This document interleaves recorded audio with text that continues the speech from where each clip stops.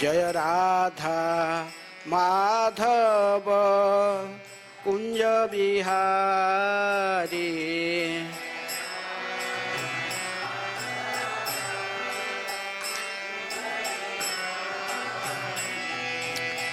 गोपीजन वल्लभ गिरिवरधारी जय।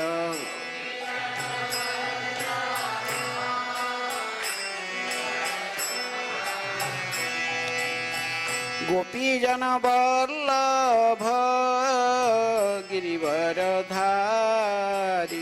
जय।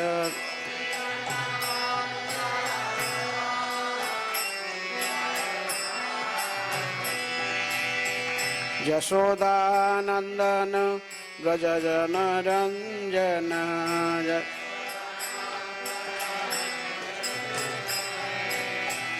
यशोदानंदन व्रज जन रंजन।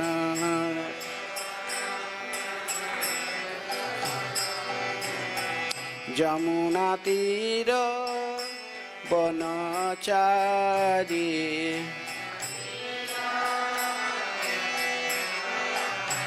जमुना तीर वनचारी।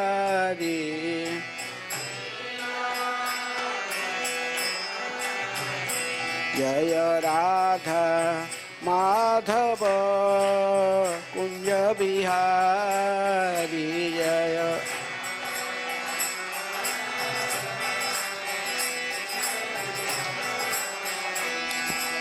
गोपीजन वल्लभ गिरिवरधारी जय।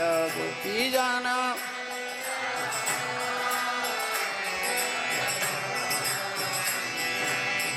यशोदानंदन व्रज जन रंजन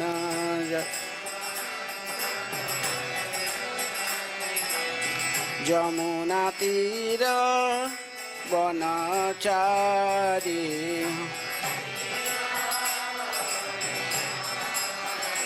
जय राधा माधव कुंज बिहारी जय।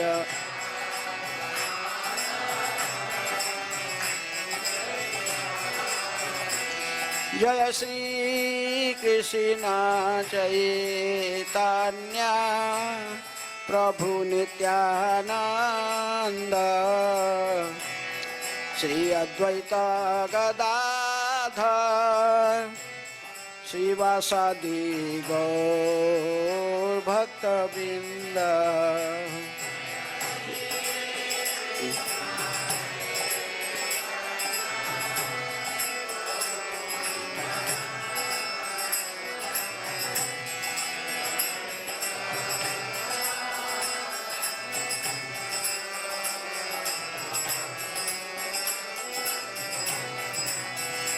हरे कृष्णा कृष्ण कृष्ण हरे हरे हरे राम राम राम हरे हरे। हरे कृष्ण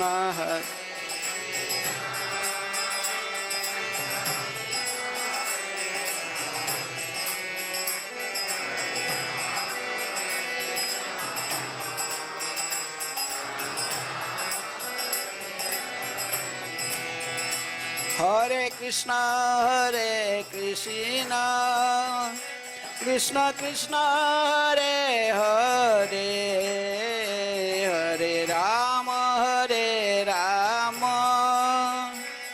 राम राम हरे हरे हरे कृष्ण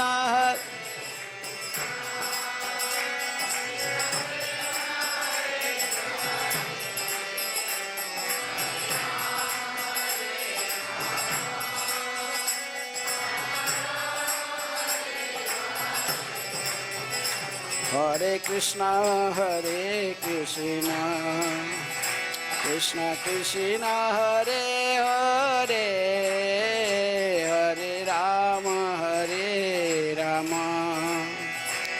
राम राम हरे हरे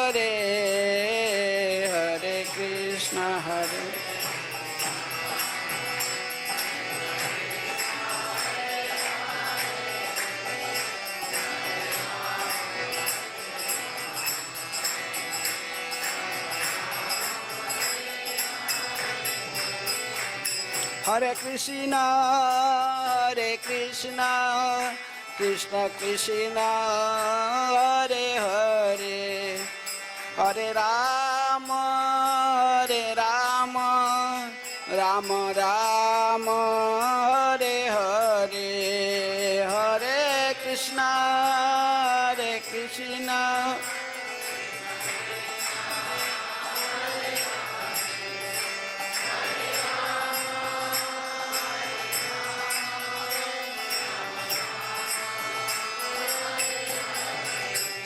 जय गौरानिताय जय कृष्ण बलराम ललिता विशाखा जय राधे श्याम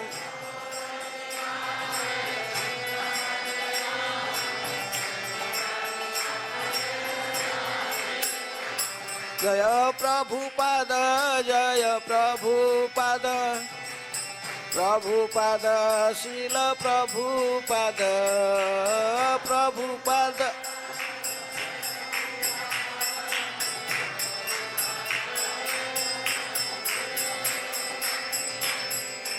जय विष्णुपाद परमहंस परिव्राज काचार्य अष्टोत्तर शतस्य श्रीमद् कृष्ण कृपा स्मृति अभय चरणारविंद भक्ति वेदांत स्वामी श्रील प्रभुपाद की जय।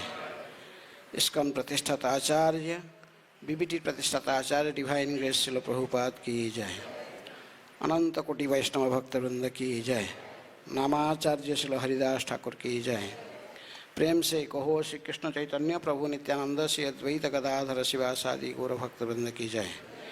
राधा कृष्ण गोपी गोपीनाथ राधा कुंड श्याम कुंड गिरि गोवर्धन की जय। मथुरा वृंदावन धाम की जय। श्री नवद्वीप मायापुर धाम की जय। पुरुषोत्तम क्षेत्र जगन्नाथपुरी धाम की जय। गंगा मैया जमुना मैया की जय। श्री श्री कृष्ण बलराम की जय। राधा श्यामा सुंदर ललिता विशाखा देवी की जय। श्री श्री गौरनिताय की जय। श्री गौर गदाधर की जय। ग्रंथराज श्रीमद् भागवतम की जय। वृंदा देवी तुलसी महारानी की जय। समवेत वैष्णव भक्त वृंद की जय। समवेत वैष्णव भक्त वृंद की जय। समवेत वैष्णव भक्त वृंद की जय। निताय गौर प्रेमानंदे हरि हरि बोल।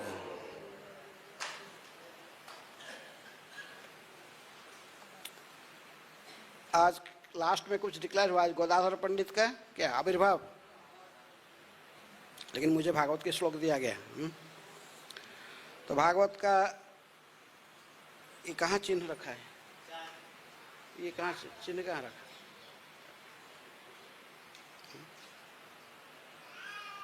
जहाँ क्लास होगा वहाँ चिन्ह रखना चाहिए ना।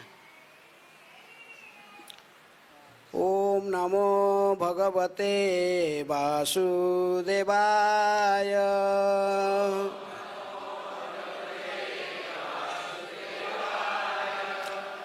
ओम नमः भगवते वासुदेवाय।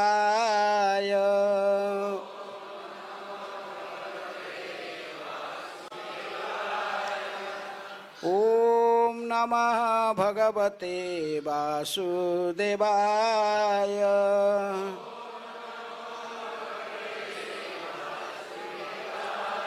नारायणं नमस्कृत्य नरं चैव नरोत्तमं देवीं सरस्वतीं व्यासं ततो जयमुदीरये। नष्टप्रायेषु अभद्रेषु नित्यं भागवत सेवया। भगवते उत्तम श्लोके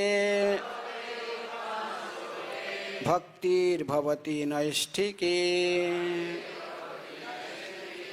श्रीमद् भागवतम से पाठ अष्टम स्कंध अध्याय 7।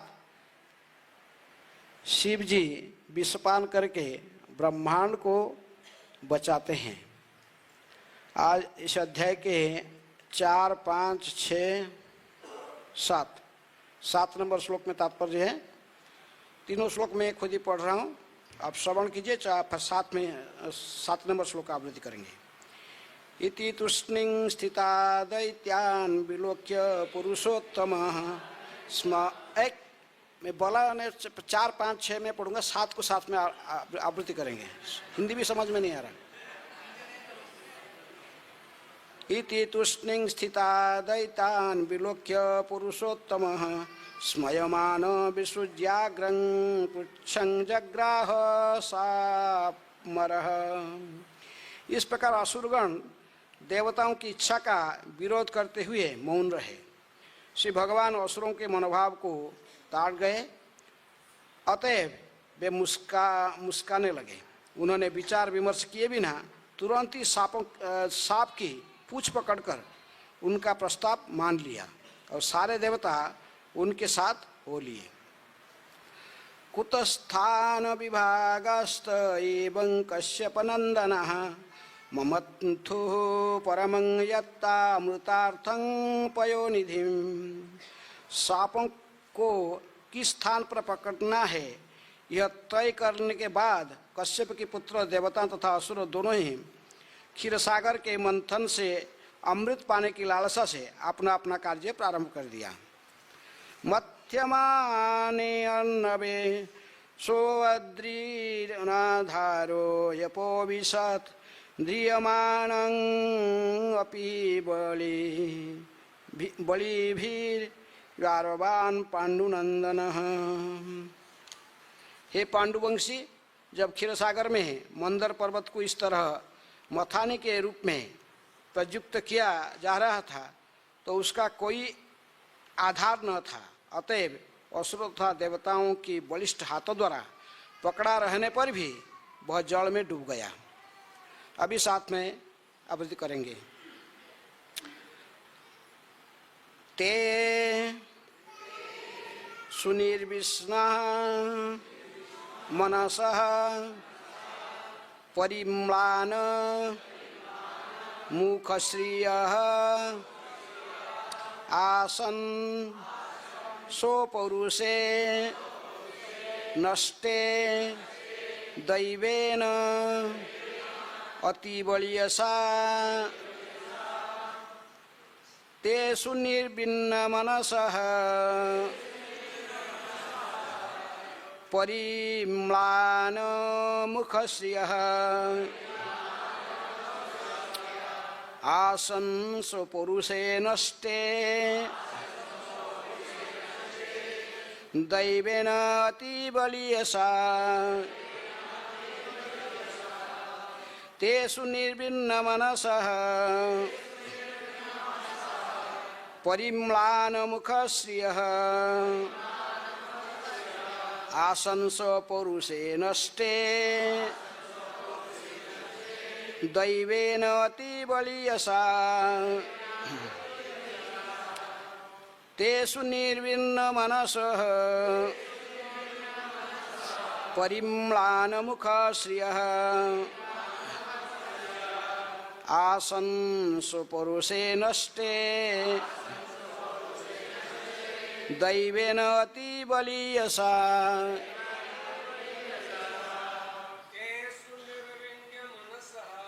तेषु निर्भिन्नमनसः परिप्लानमुखश्रियः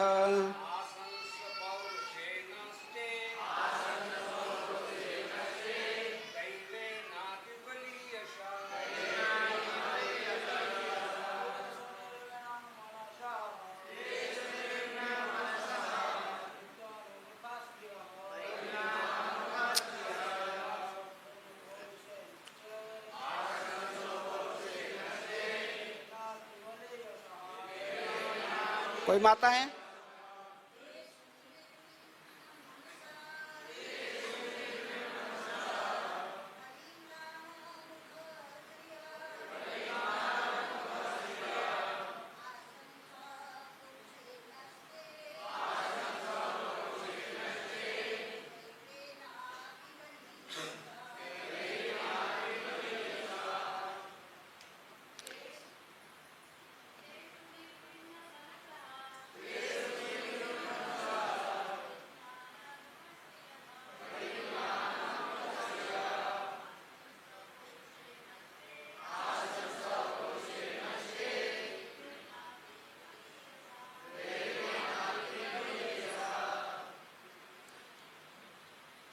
ये श्लोक में भी तात्पर्य नहीं है, इसका अगला श्लोक में तात्पर्य है। अनुवाद लिखते हैं तो पढ़ लेते हैं। क्योंकि पर्वत दैवी शक्ति से डूबा था, अतएव देवता तथा असुरगण निराश थे और उनके चेहरे मुरझाए से प्रतीत होते थे। इसके 8 नंबर श्लोक में तात्पर्य है। विलोक्य विघ्न ईश विधिं तदेश्वर दुरंत वीर्यो वितथाभिसंधि कृत्वा वपु कच्छपं सदृशं महत् प्रविश्य तिर्यं गिरिमुज्जहार। विलोक्य देखकर, विघ्न व्यवधान पर्वत का डूबना, इस विधि दैवी व्यवस्था से, तदा तब ईश्वर श्री भगवान, दुरंत वीर्य अकल्पनीय शक्तिमान, अविनथ अच्युत, अभिसंधि जिसका संकल्प, कृत्वा विस्तार करके, वपु शरीर, कच्छपम कछुआ, अद्भुतम अद्भुत, महत विशाल, प्रविश्य घुसकर, त्वयं जल में, गिरिम पर्वत मंदर को, उज्जहार उठा लिया। अनुवाद तात्पर्य कृष्ण कृपा स्मृति अभय चरणारविंद भक्ति वेदांत स्वामी श्रील प्रभुपाद जी के द्वारा। अनुवाद। भगवत इच्छा से जैसी स्थिति उत्पन्न हो गई थी, उससे देखकर असीम शक्तिशाली एवं अच्युत संकल्प वाले भगवान ने कछुए का अद्भुत रूप धारण किया और जल में प्रविष्ट होकर विशाल मंदर पर्वत को उठा लिया। दोहराइए। भगवत इच्छा से जैसी स्थिति उत्पन्न हो गई थी, उसे देखकर असीम शक्तिशाली एवं अच्युत संकल्प वाले भगवान ने कछुए का अद्भुत रूप धारण किया और जल में प्रविष्ट होकर विशाल मंदर पर्वत को उठा लिया। तात्पर्य। यह इसका प्रमाण है कि पूर्ण पुरुषोत्तम भगवान हर वस्तु के परम नियंता है। जैसा हम पहले वर्णन कर चुके हैं, मनुष्य की 2 श्रेणियां होती है, असुर तथा देवता। किंतु इनमें से कोई भी परम शक्तिशाली नहीं होता। हर एक व्यक्ति का यह अनुभव है कि हम पर परम शक्ति द्वारा व्यवधान डाले जाते हैं। असुरगण इन व्यवधान को मात्र एक संजोग मानते हैं, किंतु भक्तगण इन्हें परम नियंता के कार्य के रूप में स्वीकार करते हैं। अतएव जब उन्हें व्यवधानों का सामना करना पड़ता है तो वे पूर्ण पुरुषोत्तम भगवान से प्रार्थना करते हैं। तत्तेनुकंपा सुसुमिख्यमाणो भुंजान एवात्मकृतं विपाकम। भक्तगण व्यवधानों को यह मानकर सह लेते हैं कि वे पूर्ण पुरुषोत्तम भगवान द्वारा उत्पन्न किए गए हैं और वे उन्हें वरदान समझते हैं। किंतु असुरगण परम नियंता को न समझ सकने के कारण ऐसे व्यवधानों को संजोग मानते हैं। यहाँ पर तो साक्षात पूर्ण पुरुषोत्तम भगवान उपस्थित थे। व्यवधान तो उनकी इच्छा के कारण उत्पन्न हुए थे और उन्हीं की इच्छा से ही ये व्यवधान हट भी गए। श्री भगवान विशाल पर्वत को सहारा देने के लिए कच्छप रूप में प्रकट हुए। क्षितिरिह बपुल तरे तब तिष्ठति पृष्ठे। श्री भगवान ने उस विशाल पर्वत को अपने पीठ पर रख लिया। केशव धृत कूर्म शरीर जय जगदीश हरे। संकटों की सृष्टि पूर्ण पुरुषोत्तम भगवान द्वारा की जा सकती है और वे उन्हीं के द्वारा दूर भी किए जा सकते हैं। यह भक्तों का भक्तों को यह ज्ञान रहता है, किंतु असुरगण इसे नहीं समझ सकते। हरे कृष्ण। अज्ञानतिमिरन्धस्य ज्ञानाञ्जनशलाकया चक्षुरुन्मीलितं येन तस्मै श्रीगुरुवे नमः।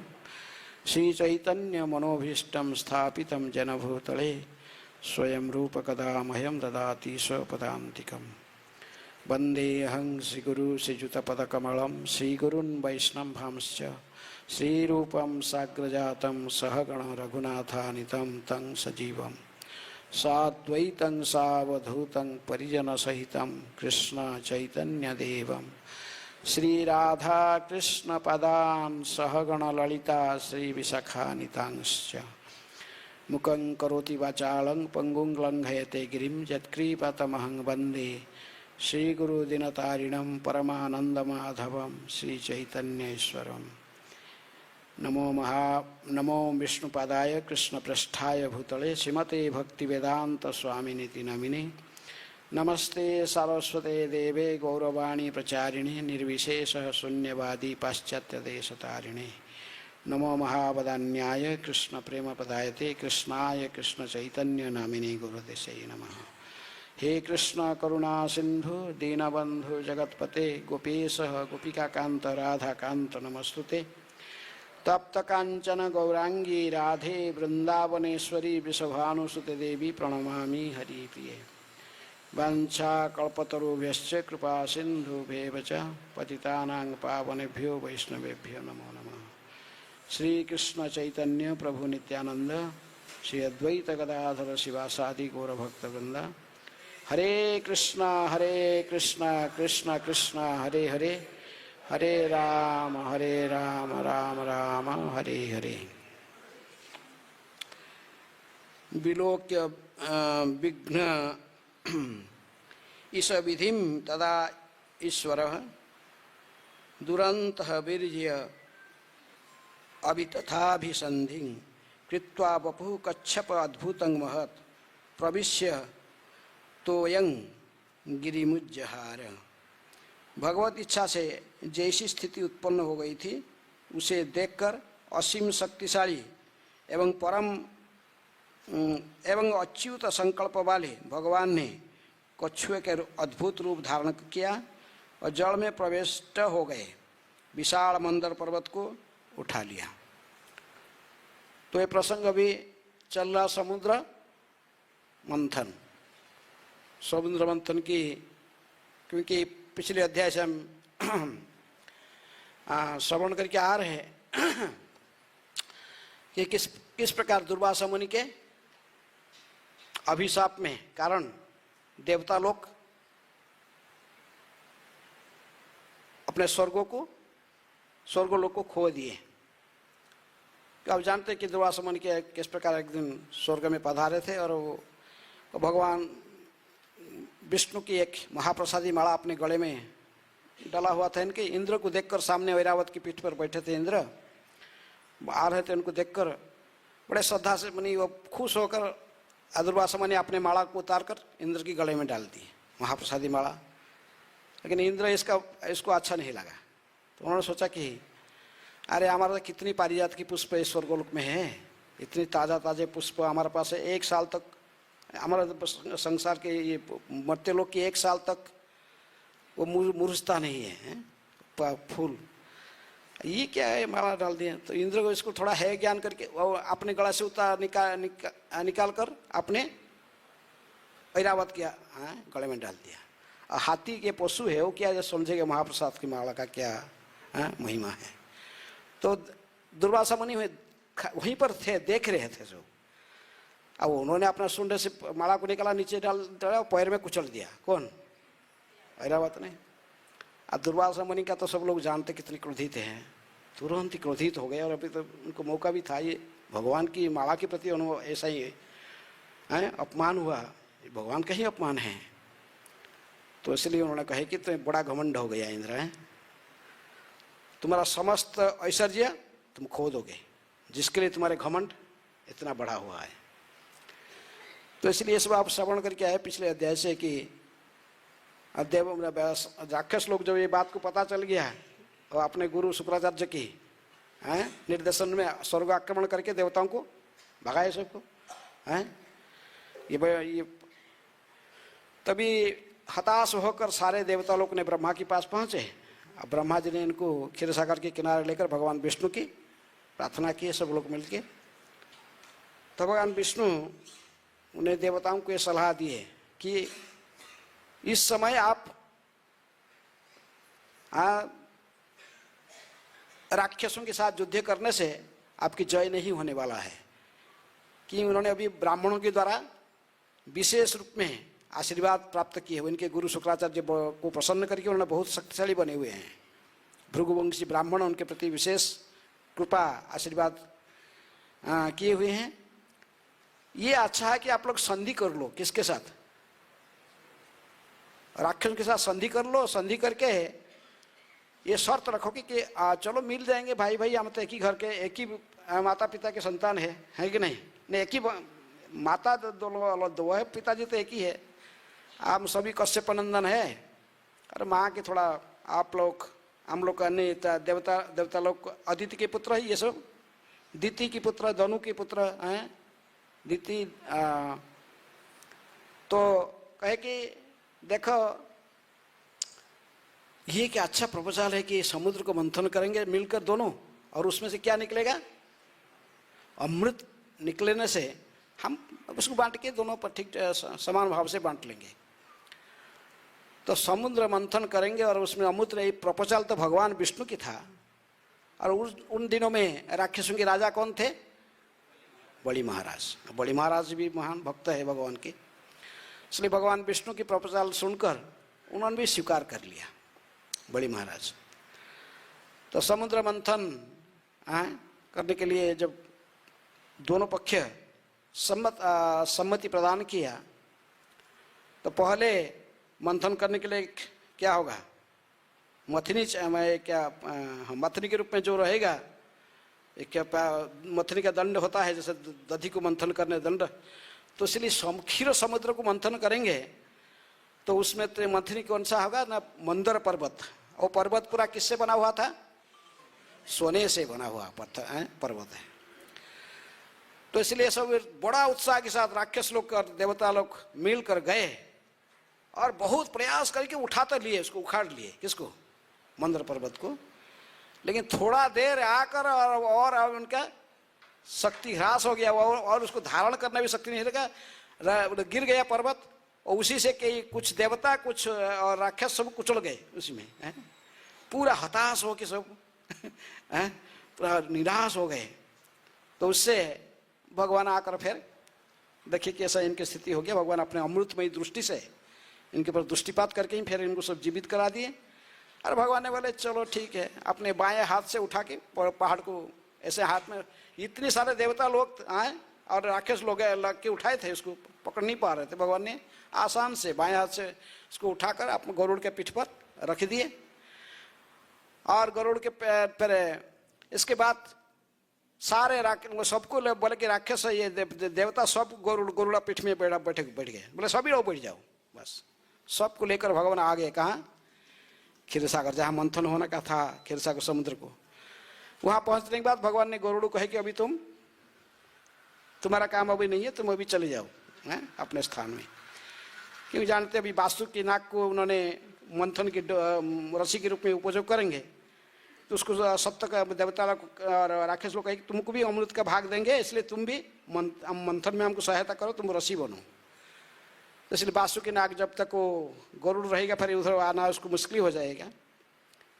इसलिए गरुड़ चले गए, वासुकी नाग को मंथन के रस्सी बनाए और पर्वत को तो समुद्र बीच में रखे थे। तो इसको जोर से पकड़े हुए थे राक्षस लोग देवता लोग, इसलिए थोड़ा ऐसे कुछ समय तक ऐसे ही रहा था सीधा।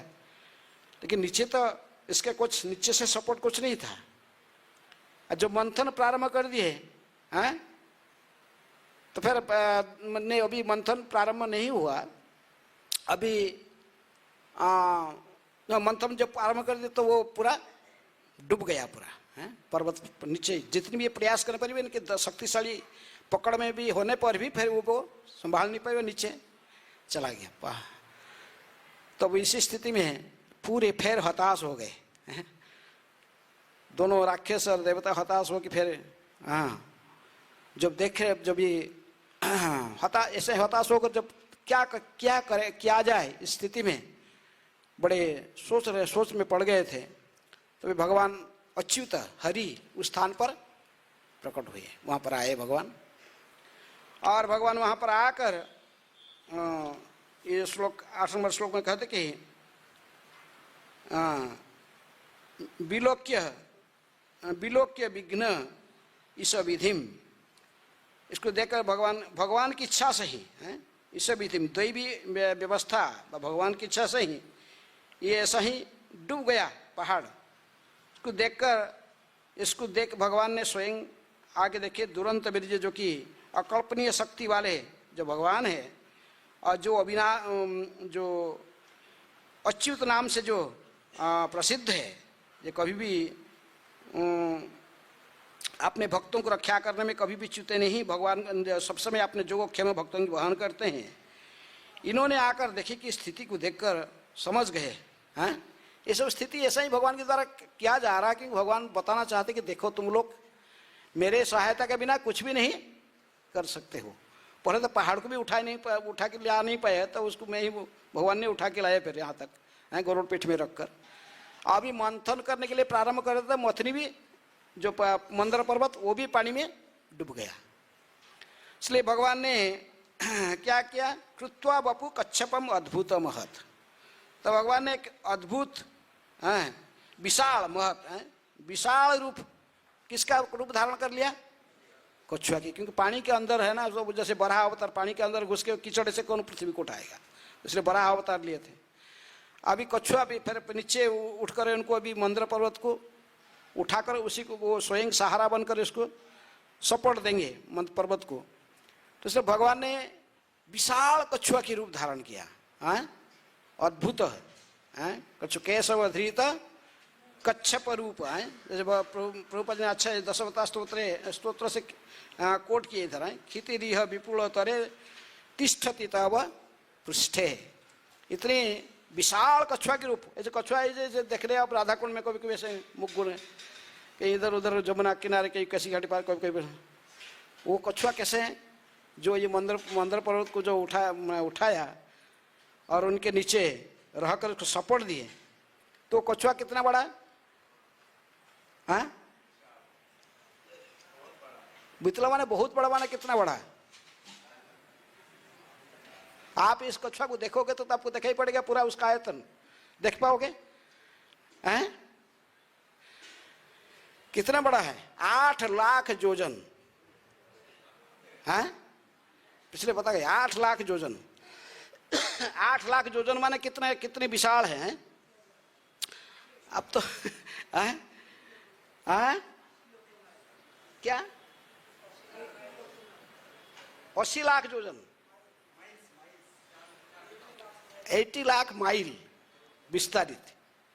तो कछुआ का आप देख पाओगे, हम लोग देख पाएंगे कछुआ को ऐसे हमारा आंख में इतना विशाल कछुआ।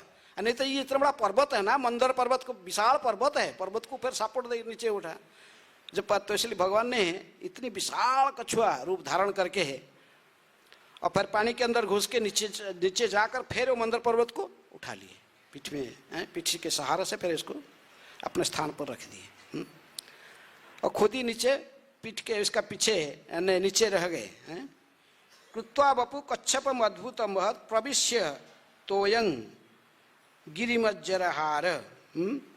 इसी प्रकार गिरी के मज्जहार उसको उठा लिए, किसी को ना पर्वत को, गिरी को, उसके नीचे जाकर अद्भुत कछुआ रूप धारण करके पानी के अंदर प्रवेश करके प्रविष्ट होकर विशाल मंदर पर्वत को फिर उठा लिए। अभी मंथन प्रारंभ नहीं हुआ, अभी इसका पहले मंथन होने का पहले अभी मथनी भी आ गया। मथनी कौन सा, मंदर पर्वत मथनी का काम कर रहा है। और क्या नाग रस मंथन करने का रसी वासुकी नाग आ गए और फिर वो डूब गया था समुद्र से। फिर भगवान ने इसको उठाए, नीचे किस रूप में बैठे, कुछ के रूप में। बाद में जब देखेंगे ये मंथन करेंगे भगवान को बड़ा आनंद लगेगा, जैसे कोई खुजली कर रहा है उनको है, जैसे कोई खुजली होता है, इसलिए वो बड़े नीचे बैठकर बहुत आनंद लेते हैं। लेकिन ये सब घटना जो बार बार कुछ प्रभुपाद जी तात्पर्य में लगते, कोई यदि कोई घटना ऐसा ही कोई संसार में कुछ घटना घटता है, इसको राक्षस लोग कैसे सोचते कि ये संजोग से ऐसा ही हो जाता है, ऐसा ही हो गया, किसी संजोग से हो गया। इन्होंने इसका कुछ कारण का के लिए कुछ ढूंढते नहीं है, लेकिन भक्त लोग जानते हैं, बात देवता लोग हैं। विष्णु भक्त प्रोक्त देव असुर तत् विपर्जय है। असुर लोग उसका ठीक उल्टे हैं। ये लोग विष्णु की भक्ति करते हैं देवता लोग, लेकिन ये उनके अब ठीक उल्टे हैं। ये राक्षस लोग सोचते हैं अपने आप सब हो जा रहा है, ये संजोग बस ऐसे हो गया। लेकिन भक्त लोग जानते हैं कि संजोग नहीं होता, सभी का पीछे ना कुछ कारण होता है? जैसा आजकल के संसार कैसे सृष्टि प्रारंभ हुआ, इसके बारे में आजकल के जो वैज्ञानिक लोग जो तथाकथित वैज्ञानिक ये सब ऐसे ही हैं। कौन सा कैटेगरी में आएंगे हैं? जो भगवान से विश्वास नहीं करते हैं। राक्षस लोग का ही काम है, वो भगवान को विश्वास नहीं करते हैं। तो वो लोग कहते कि बस कैसा सब सृष्टि हो गया, सब कैसे ग्रह नक्षत्र आकाश में सब इतने फैल गए, इतने ग्रह सब कैसा सृष्टि हो गया ना। वहां पर बिग बांग हुआ है, बिग बांग थ्योरी है। हठात ऐसे कुछ विस्फोट हो गया, बस सब ऐसे टुकड़े टुकड़े हो गए, चारों साइड फैल गए हैं। लेकिन नहीं, ऐसा नहीं। हमारा जो वैदिक शास्त्र में डिटेल बताया गया सृष्टि कैसे हुआ है। वो एक भगवान किसको मानने के लिए तैयार नहीं होते हैं। लेकिन कोई माने या न माने, केहू माने केहू ना माने, सभी तार दास। किसके दास है? भगवान की दास है, भगवान श्री कृष्ण के दास है। जेहू ना माने अपना गुणे से ही जाए नाश। कोई माने या न माने, भगवान सभी कारण के कारण है। गोविंदम आदि पुरुषम सर्व कारण कारणम। इसको देवता लोग मानते हैं, भक्त लोग इसको स्वीकार करते हैं, और राक्षस लोग इसको स्वीकार नहीं करते हैं, सोचते कि सब संजोग बस ऐसे ही अपने आप हो जाता है। लेकिन कोई माने या न माने, भगवान दे रहे हैं, वहां पर ईश्वर की स्थिति सर्वत्र है, और सब कुछ उनकी इच्छा से होता है। इनकी इच्छा से एक टुकड़े की तीन का टुकड़ा भी एक जगह से दूसरे जगह को स्थानांतरित नहीं हो सकता है। रात्रि दिन जो कुछ हम देख रहे हैं संगठन हो रहा है, ये सब किसकी इच्छा से हो रहा है? भगवान श्री कृष्ण की इच्छा से है। तुम्ही सर्वेश्वरेश्वर ब्रजेंद्र कुमार, तुम्हारा इच्छा ये विश्वे सृजन संहार है। तुम्ही सर्वेश्वरेश्वर ब्रजेंद्र कुमार, तुम्हारा इच्छाए विश्वे सृजन संहार। तब इच्छा मते ब्रह्मा करे न सृजन, तब इच्छा मते विष्णु करे न पालन। तब इच्छा मते शिव करे न संहार, तब इच्छा मते माया सृजे कारागार।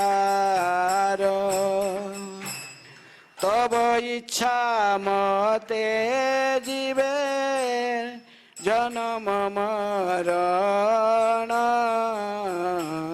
समृद्धि निपात दुख सुख संघटन। मिछे मायाबद्ध जीव आशा पासे फिरे, तब इच्छा बिना किछु करिते न पारे। तुमी तर रक्षकार पालक मार, चरण बिना आशा नहीं यार, निज बल चेष्टा प्रति भरोसा छाड़िया, निज बल चेष्टा प्रति भरोसा छाड़िया, तुम्हार इच्छा रे अच्छी निर्भर करिया, तुम्हार इच्छा रे अच्छी निर्भर करिया। भक्ति विनोद ठाकुर भजन है, भक्ति विनोद अति दीन किंचन, तुम्हारा इच्छा है तारा जन्म जीवन मरण है। मिच्छे मायाबद्ध जीव, ये भी सो जीवात्मा ही, इस राक्षस देवता ये कितने अपनी इच्छा इसका व्यक्त कर सकते हैं, लेकिन जब तक भगवान इसमें सैंक्शन नहीं देते हैं ये समर्थ नहीं होता है कोई प्रयास।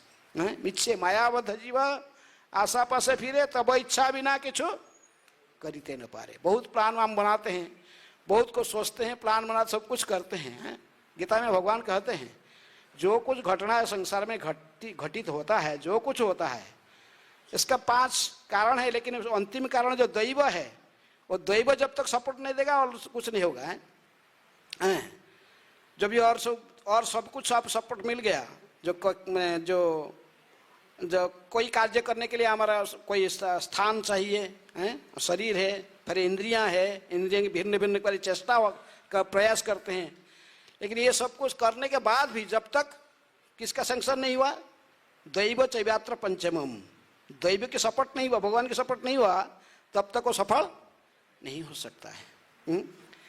इसलिए इस रहस्य को देवता लोग जानते हैं कि भगवान यदि कृपा नहीं करेंगे, भगवान यदि सहायता नहीं करेंगे, हमें कभी कोई किसी कार्य में सफल नहीं पाएंगे, सदा व्यवधान रह जाएगा है? लेकिन इसको राक्षस लोग नहीं समझते, वो तो अरे ये सब संजोग बस होता है, ये क्या है? भगवान को देखने पर भी वो लोग ना, उनका कोई परिवर्तन नहीं आता है। कृष्ण को तो बहुत आप देखने के लिए क्या करो, आप हम सोचते कि हम भजन करेंगे भगवान को देखेंगे। दुर्योधन भी भगवान को देख रहा था तो कुछ फर्क आ रहा था है? तो भगवान जो विराट रूप उसको थोड़ा दिखाए तो फिर बोला कि अरे ये कोई जादू फज लगते हैं, जानता जाए क्या है ये, तो उसको विश्वास नहीं हुआ है। तो राक्षस लोग ऐसा ही है, जितनी अच्छा काम करेंगे सब अपने अच्छा, यदि कुछ सक्सेस हो गया तो हम हमारे बाहुबल से हम कर लिए हैं, और जब कुछ बिगड़ गया तो वो सब कर रहा है। तो इसी प्रकार प्रभुपाद जी कहते कि देखो असुरगण व्यवधान की मात्र एक संयोग, व्यवधान को ये जो कुछ बाधा आता है इसको एक संयोग ऐसे हो गया, किंतु भक्तगण उन्हें परम नियंता के कार्य के रूप में स्वीकार करते हैं। और जब उन्हें व्यवधान का सामना करना पड़ता है तो वे पूर्ण पुरुषोत्तम भगवान से प्रार्थना करते हैं। देवता लोग ने जब कुछ कोई भी कार्य को समाप्ति करने के लिए वो भगवान को प्रार्थना करते हैं। तत्तेनुकंपा सुसुमिख्यमाण भुंजान एव कृत विपाकम।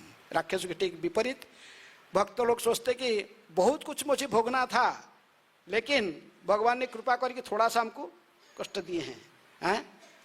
जो कष्ट थोड़ा बहुत दिए हैं ये बहुत कुछ हम भोगना था, लेकिन भगवान कृपा करके और इसको लाघव इसको थोड़ा कम कर दिए हैं। परम भक्तगण दुख में सुख में सदा भगवान के शरण में रहते हैं और कुछ दुख आ जाने में विचलित नहीं होते हैं। कुंती महारानी जैसे कहते कि विपद संतु ही तत्र तत्र जगत गुरु, जैसे कुंती महारानी कहते कि ज़्यादा से ज़्यादा हमको विपद दे दो प्रभु, तो अभी तो हम अधिक आपको स्मरण करेंगे हैं। इसलिए भक्तों की ठीक विपरीत है राक्षसों की चिंतन। उसी के ऊपर प्रभुपाद जी तात्पर्य लिखे हैं विशेष रूप में। यहाँ पर साक्षात पूर्ण पुरुष, अभी इस घटना जो हो रहा है यहाँ स्वयं भगवान उपस्थित है। स्वयं भगवान यहाँ पर, ये समुद्र मंथन की लड़ा में भगवान ने कितना अवतार लिया है? 4 अवतार है। समुद्र मंथन की लड़ा भगवान 4 बैठे, वो मंथन जो मंदिर पर नीचे बैठे हैं कूर्म रूप में, ऊपर बैठे अजित के रूप में पूरा खंबे के ऊपर बैठे हुए और मंथन कर रहे। उनके साथ भी भाग स्वयं भगवान भी ले रहे, देवताओं के साथ में। यहाँ पर इसकी पहले श्लोक में कहा गया कि जो मंथनी ने वासुकी नाग जब आ गया इनको रस्सी रूप में उपयोग करने के लिए, पहले भगवान जाएंगे तो उसके मुख की तरफ पकड़ लिए हैं, और सब देवता लोग जहाँ भगवान जाते हैं उनके पीछे सारे देवता लोग चले गए। वो सब मुक्त राक्षस लोग देखिए कि अच्छा पूछा हमारे लिए रख दिए, हम कुछ निकर्मा थोड़ी है, हम भी बहुत बड़े बड़े पुण्य कर्म किए हैं, हम पूरा तीनों लोक में फेमस है, हमारे पुण्य कर्म और सुकृति के लिए। हम भी कश्यप नंदन है, हैं? नहीं पकड़े, नहीं दूरी खड़े हो गए, बोले नहीं पकड़े। भगवान समझ गए क्या सोच रहे हैं। भगवान जानते हैं वो जो करेंगे इसका ठीक विपरीत ये करेंगे। कौन? राक्षस लोग। हैं? यदि ये पहले पूछ पकड़ देता, वो बोलते थे नहीं कि हम मुख नहीं पकड़ेंगे। हैं?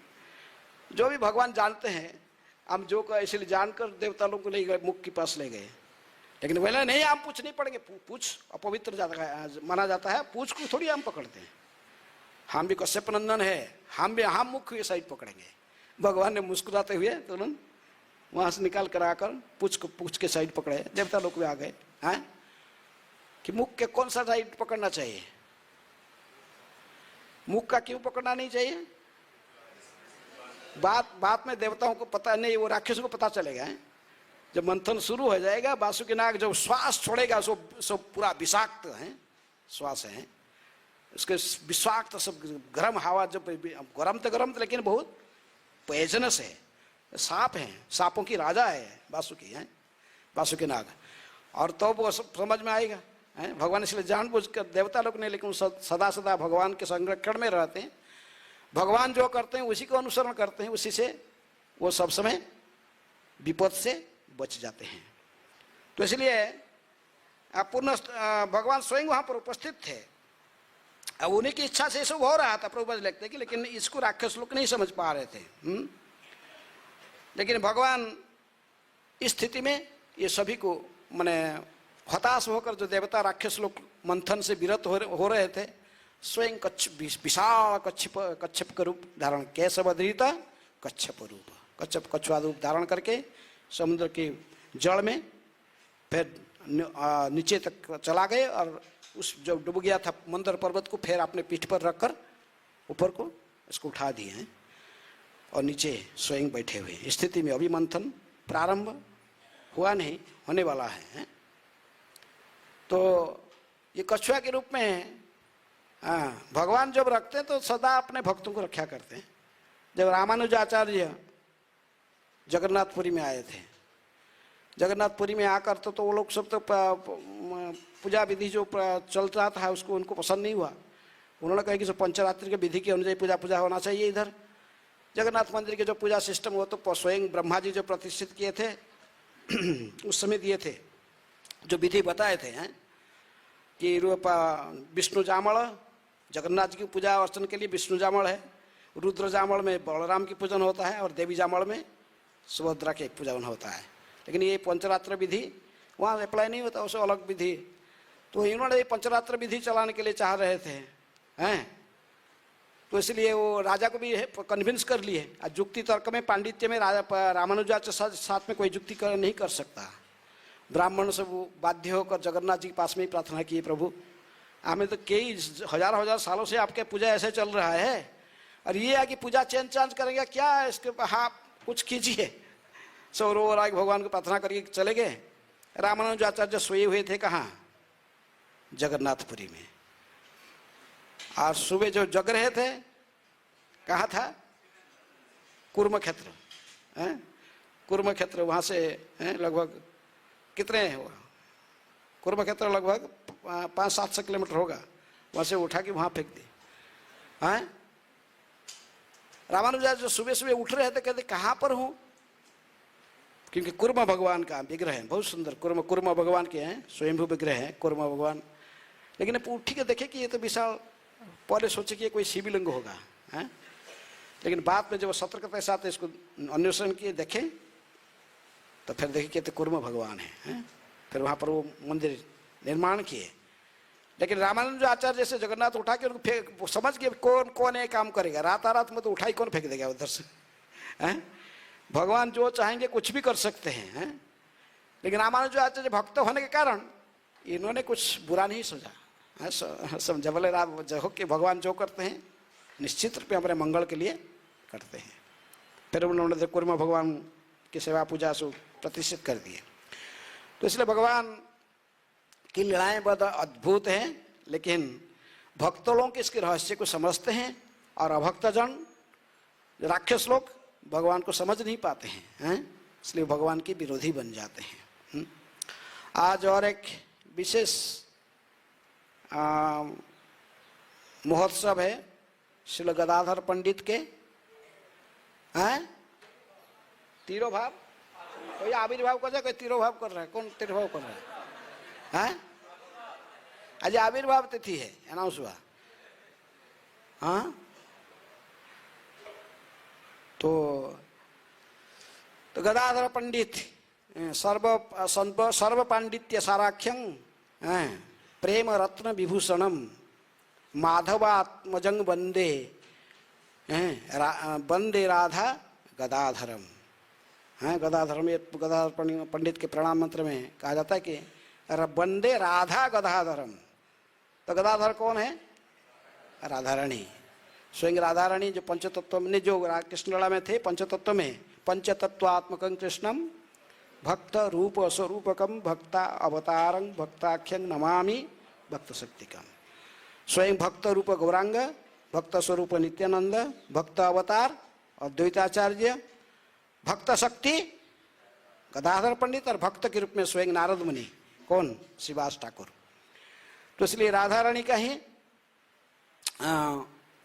अन्य रूप माना जाता है गदाधर पंडित को। विशेष रूप में भक्ति विनोद ठाकुर तथा उनके पुत्र भक्त डिवाइन केस भक्ति सिद्धांत सरस्वती ठाकुर, ये दोनों कहते हैं कि गौरांग महाप्रभु की जितनी भी अंतरंग पार्षद है पंचतत्व में, जितनी भी 5 तत्व होने पर भी गदाधर प्रकृति में सबसे अधिक प्रिय है। किसको? गौरांग को हैं, क्योंकि राधा रानी का ही विस्तार है। बोले गौरांग महाप्रभु तो अवतीर्ण हुए थे क्योंकि उन्होंने आए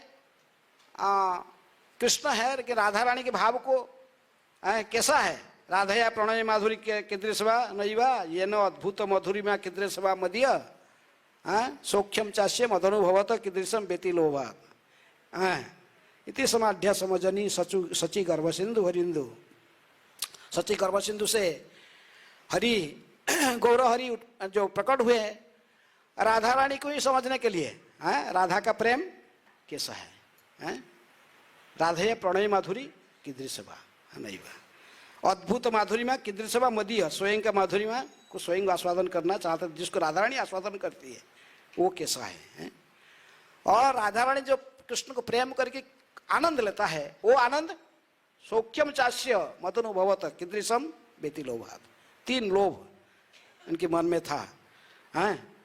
लेकिन इसीलिए वो प्रकृति में कृष्ण है, लेकिन राधा रानी के भाव को और कांति को अंगीकार करके राधा रानी के भाव आस्वादन कर रहे थे। लेकिन राधा रानी का स्वयं राधा रानी किस रूप में थी उधर? गदाधर पंडित। भक्ति विनोद ठाकुर कहते कि ये गदाधर पंडित वहां रहकर गौरांग महाप्रभु को ट्रेंड अप करते थे, जो एक्टिंग जो जैसे करते थे राधा रानी का, जहां पर वो मिस्टेक करते थोड़ा ये ऐसा नहीं है, ऐसा है, क्योंकि उसको उनकी राधा रानी है, राधा रानी की विस्तार है, वो उन्होंने उनको बताते थे। किनको? गौरांग महाप्रभु को। इसलिए ये बड़े रहस्य लीला है गदाधर। इसलिए कहते कि भक्ति विनोद ठाकुर का आराध्य है गौर गदाधर, जो माधुर्य रस की भक्त साधारणतः गौर गदाधर की। आप देखो जोगपीठ में गौर गदाधर हैं, भक्ति विनोद ठाकुर के घर स्वानंद सुखद कुंज कहाँ है? गोद्रुम द्वीप में देखें भक्ति विनोद ठाकुर घर, वहाँ भी भक्ति विनोद ठाकुर के समाधि के साथ गौर गदाधर हैं।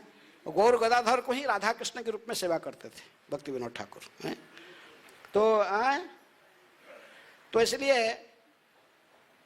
गदाधर पंडित इस गौर लीला में विशेष भूमिका, गौरांग की सहायता लीला में सहायता करने के लिए विशेष रूप में प्रकट हुए थे। माधव आत्मजंग बंदे, माधव मिश्र के पुत्र हैं। इनकी माता के नाम था रत्नावती। ये बेल्टी ग्राम बांग्लादेश में, अभी बांग्लादेश उसमें पूर्वबंग था, वहाँ उनकी जन्म कोई कहते कि नहीं नवद्वीप में, गदाधर पंडित का जन्म नवद्वीप में हुआ था। लेकिन ये बेल्टी ग्राम से आकर नवद्वीप में बाद में रहे थे माधव मिश्र और रत्नावती।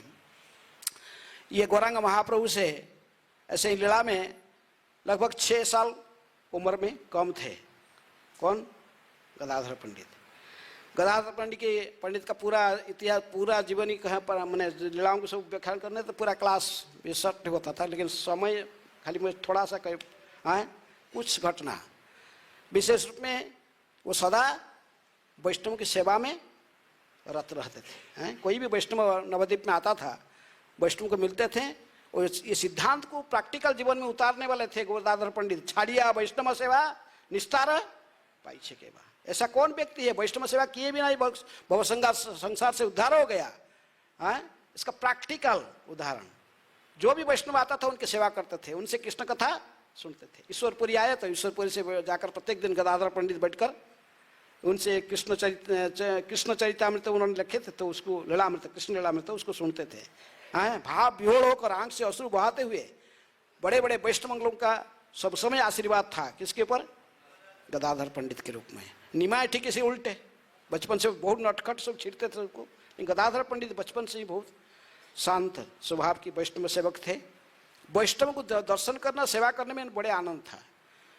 इसलिए मुकुंद दत्त एक दूसरे पार्षद चैतन्य महाप्रभु, उन्होंने जानते थे इसको। एक बार नवद्वीप में पुंडरीक विद्यानिधि पधारे, वृषभानु के अवतार माने जाते हैं वृषभानु। तो वो बड़े जमीन ऐसे तो था, महान भक्त थे, लेकिन पुंडरीक विद्यानिधि बाह्य रूप से अपने को एक राजकुमार की तरफ सजावट करके रखते थे। सिल्क कपड़े पहनते थे और सब ऐसे ही राजकुमार की तरफ पगड़ी बांध के उसमें मोर पंख ने कुछ पंख ऐसे ही कुछ की रखते थे, और बड़े आसन में बैठते थे, व्यासासन में। दो साइड में, एक साइड में एक चामर डुलाता था, एक पंखा डुलाता था। अब पान भी खाते थे, वर्णन जैसा होता है पान भी। लेकिन वो राग स्तर के महान भक्त थे, रागनों की भक्ति करते थे। तो इसलिए वो एक बार नवद्वीप में पधारे थे। मुकुंद उनको बोला, गदाधर आज एक महान भक्त को तुमको दर्शन कराऊंगा, चलिए। ऐसे भक्त तुम कोई दुनिया में तुम कहीं नहीं मिलेंगे। गदाधर बड़े उत्साह के साथ गए उनके साथ। किसको दर्शन करने? पुंडरीक विद्यानिधि को। जाके देखे कि अरे इतनी उच्च आसन में बैठे हुए हैं, मूछ भी है, सब कुछ है, और ऐसे पगड़ी बंधा हुआ, राजा की तरफ जैसे लग रहा है बैठे ही है, और एक पंखा झुला रहा है, एक चामर झुला रहा है। ये सब क्या? ये देखकर पान थूकने के लिए पिकदान भी रखा गया है, ये क्या सब? और ये सोचे कि ये मुझे मजाक उड़ाने के लिए लेके आया। कौन? मुकुंद आज मेरे साथ मजाक उड़ा रहा है मुझे। सोचकर थोड़ा सा विकार मन में आया कि कैसा वैष्णव है, ऐसे जगह मुझे लेके आया। इनके मनोभाव को, गदाधर पंडित के मनोभाव को जानते हुए मुकुंद ने एक श्लोक पढ़ा। अहो बकीयम स्तन कालकूटम जिघ्रास्वयाप्यदपि साधि तेने धात्री गतिं उचितं किमन्या कंवा दयालु शरणं व्रजेम। मुकुंद दत्त बहुत गाने में बड़े बहुत मधुर कंठ में, महाप्रभु भी उसको लाइक करते थे। ऐसा गाया श्लोक तो पुंडरीक की विद्यालय थे, तो भाव इतनी पूरे अष्टसात्विक विकार शरीर में, उनकी शरीर कंपने लगा है। कृष्ण कृष्ण कहा है, मूर्छित होकर अष्टविकार वो सिंहासन से नीचे पछाड़ करके गिरे जमीन में। उनके पगड़ी कहाँ गया, उनके ये कहाँ वस्त्र, घंटों घंटों तक प्रेम में पूरा बिहोड़ हो गए, जमीन पर गड़ागड़ी देते रहे, रोने लगे, कृष्ण कृष्ण है, कहाँ है कृष्ण है। पूरे कृष्ण विच्छेद में बड़े बिहोड़ हो गए। इनके अष्टसात्विक विकार, अद्भुत भक्ति को देखकर गदाधर पंडित समझ गए। बोले केवल बाहर में ऐसे ही सजावट करी, ऐसे बैठे थे, लेकिन मैं कितना बड़ा अपराध किया। ये कुछ बोले नहीं थे, लेकिन अंतःकरण में केवल चिंतन आ गया था। तुरंत मुकुंद को कहे कि मुकुंद, मैं प्रारंभ से मेरे मन में ऐसे ही इनको दर्शन करके मेरे मन में विकार आ गया था कि मैं सोचता था ये कैसा भक्त है, लेकिन इतनी बड़ी महान भक्त है और अश्रु की धारा पूरा बह रहा है नदी के समान, और इतने एक क्षण में एक ही श्लोक भागवत के श्रवण करके भगवान की महिमा गान, इनकी लीलाओं की है, इनकी दयालुता का पुतना के प्रति जो दयालु बने। वो राक्षसी स्तन में कालाकुट विष देकर मारने के लिए आई थी, भगवान ने इसको माँ जसोदा के असिस्टेंट बना दिए, गोलोक वृंदावन भेज दिए इसको, ढाई पद में नियुक्त कर दिए। ऐसे दयालु भगवान को छोड़ के मैं कहाँ जाऊं, किसके शरण में जाऊं, मैं कैसे अपराध से मुक्त होऊंगा। हम लोग कुछ मन में अपराध कर देते तो सोचा अरे मन में से तो हो जाए, इसमें क्या हम प्रैक्टिकल थोड़ी किए, कली युग है, कॉलेज में प्रैक्टिकल नहीं करेंगे तो भोगना नहीं पड़ेगा। तो हम प्रैक्टिकल थोड़ी किए, इसलिए विकार मन में आ जाता है। लेकिन गदाधर पंडित के मन में थोड़ा सा विकार आया तो तुरंत ही मुकुदु कहे और कहे कि मैं तो सोचता हूं कि इसका तो प्रायश्चित केवल ऐसे हो सकता, मैं इन्हीं को ही मेरे आध्यात्मिक गुरु के रूप में स्वीकार करना चाहता हूं। गुरु अपने शिष्य का सारे भले बुरे जो सारे कर्म को वहन कर लेता है। ऐसे कहकर अपने मन को व्यक्त किए। महाप्रभु से अनुमति लेकर गदाधर पंडित फिर उन्हीं से दीक्षा प्राप्त किए। किससे? पुंडरीक विद्यानिधि से। पुंडरीक विद्यानिधि बड़े प्रसन्न हुए, गदाधर को अपने गोद में बैठाकर हाँ प्रेम से विहोल हुए। कहे कि आज ऐसे ही प्रेम रत्न है विभूषण में पंडित, ये प्रेम रत्न की अलंकार को पहन के रखते सदा कौन? गदाधर पंडित। तो इसलिए इनकी दीक्षा इस प्रकार हुआ। उन्होंने देखा है कि वैष्णव अपराध से कितनी जघन्य है, अपने आचरण करके स्वयं देखा है। मन से विकार आ गया तो फिर भी वो इसको बहुत सीरियसली लिए। सदा सदा के लिए गदाधर पंडित उनके साथ रहते थे। किनके साथ?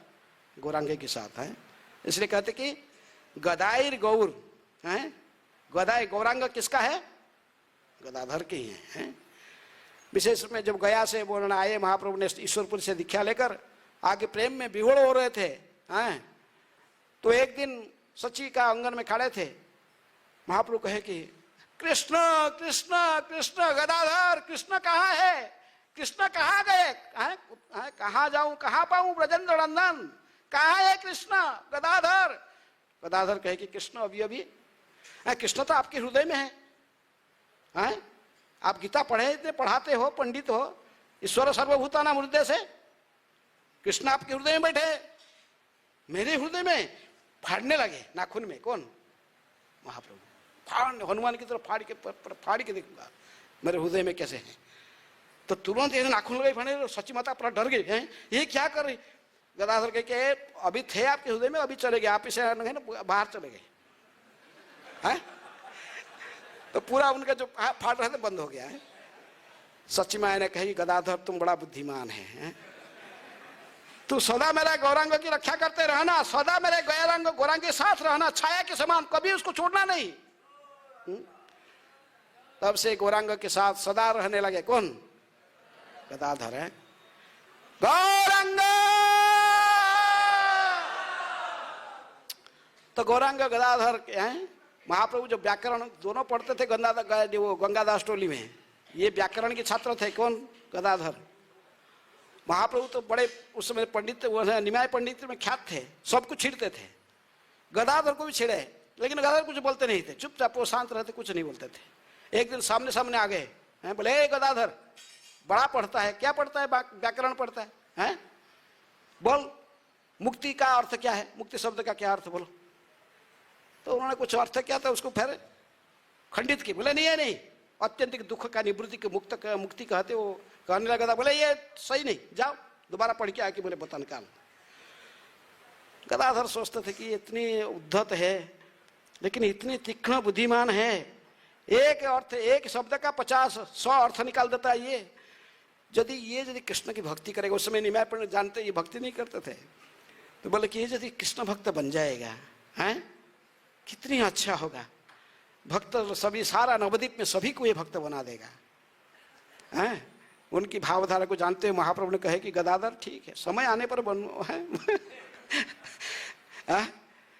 तो लेकिन आस्ते आस्ते गदाधर फिर जब ईश्वरपुरी के ने जो आकर दीक्षा लेकर महाप्रभु आए, तो फिर जाकर शुक्लांबर ब्रह्मचारी के घर में पहले बार जब अपने मैंने कृष्ण भक्ति को विकार को दिखा रहे थे, गदाधर वहाँ पर कमरे में बैठकर, एक कमरे में बैठकर देख रहे हैं, केवल आंख से अश्रुओं की विसर्जन कर रहे थे। महाप्रभु कहे कि गदाधर तुम ही पहले सोचता था मैं कभी कृष्ण भक्त बन जाऊं, तुम्हारी इच्छा कृष्ण पूर्ण की है, लेकिन मैं बड़ी इतनी अभागा है, तुम तो बचपन से ही कृष्ण की भक्ति में लगा हुआ है, साधु सेवा में, कृष्ण भक्ति में। मैं तो कितनी समय वृथा गंवा दिया है।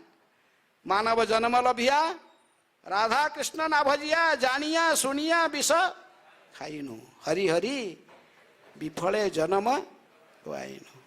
गदाधर पंडित तो अद्भुत लीलाएं, सारे लीलाएं सब गौरांग के साथ है, सब वर्णन करना संभव नहीं है, समय भी तो इसलिए उन्होंने गदा, इधर प्रसाद भी होता ना, यही प्रसाद। टाइम हो गया है।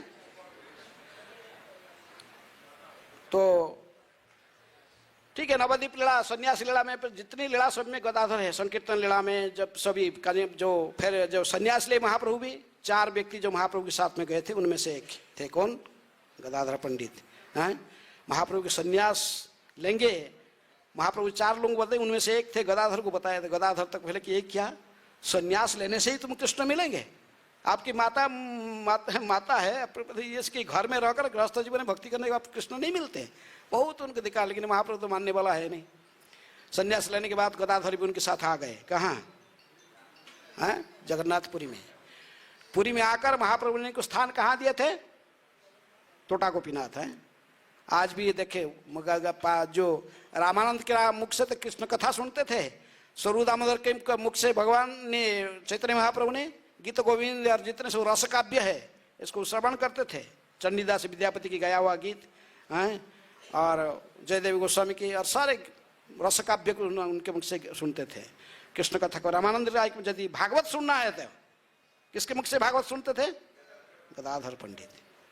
वो जाते थे टोटा गोपीनाथ में, सारे गौरव पार्षद गौरांगों के साथ जाकर वहां बैठते थे, और गदाधर पंडित स्वयं भागवत को व्याख्या करते थे, भागवत पढ़ के उनको सुनाते थे हैं।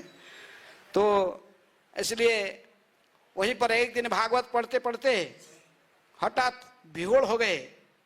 गदाधर विहोड़ होके चैतन्य महाप्रभु विहोड़ होकर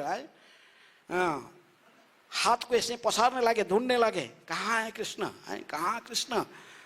हठात ऐसे हाथ घुमाते घुमाते एक जगह से ऐसे रख लिया है। सिल्लाव कहना तो बहुत लंबा है, लेकिन उसी स्थान को फिर सभी भक्त लोगों ने सफाई करके बालू सफाई किए थे। उससे कौन प्रकट हुए? गोपीनाथ प्रकट हुए। टोटा गोपीनाथ है, क्योंकि टोटा था वो, जमेश्वर टोटा कहते हैं। तो उसे गोपीनाथ के साथ राधा रानी भी और ललिता सखी। लेकिन एक राधा रानी को कोई काले विग्रह में कहीं देखा नहीं सब जगह, लेकिन वहां पर राधा रानी काले हैं, ललिता भी काले हैं। महाराष्ट्र में जैसे भगवान के पीछे में लोग रिमोट के ऐसे दोनों त्रिभंग ललित में खड़े हुए हैं। राधा रानी बीणा पकड़ी है और ललिता बांसुरी पकड़ेंगे मुद्र में है। तो ऐसे ही वहाँ अद्भुत। और चैतन्य महाप्रभु इन विग्रहों को सेवा करने के लिए किनको दिया? गदाधर पंडित को ये सेवित विग्रह गोपीनाथ में महाप्रभु अंतर ध्यान हुए हैं, और राधा रानी के विग्रह में बाद में गदाधर पंडित भी समाहित हुए। राधा रानी थे, राधा रानी के विग्रह में समा गए हैं।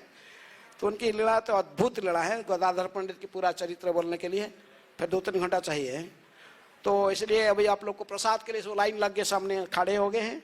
आज गदाधर पंडित के आविर्भाव है, तो आप लोग भी ऐसे संकल्प लीजिए, जैसे वो वैष्णव की सेवा करते थे, वैष्णव अपराध से बचने के लिए सदा